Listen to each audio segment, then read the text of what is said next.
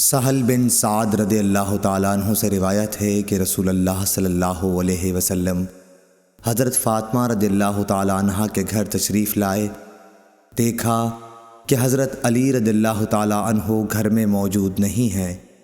آپ نے دریافت فرمایا کہ تمہارے چچا کے بیٹے کہاں ہیں؟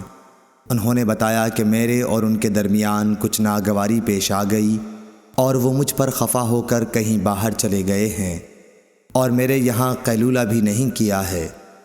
اس کے بعد رسول اللہ صلی اللہ علیہ وسلم نے ایک شخص سے کہا کہ علی رضی اللہ تعالیٰ عنہ کو تلاش کرو کہ وہ کہاں ہیں۔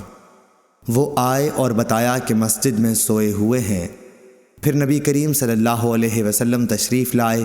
حضرت علی رضی اللہ تعالیٰ عنہ لیٹے ہوئے تھے۔ چادر آپ کے پہلو سے گر گئی تھی اور جسم پر مٹی لگ گئی تھی۔ رسول اللہ صلی اللہ علیہ وسلم جسم سے دھول جھاڑ رہے تھے اور فرما رہے تھے، اٹھو ابو تراب اٹھو۔ صحیح بخاری حدیث نمبر 441۔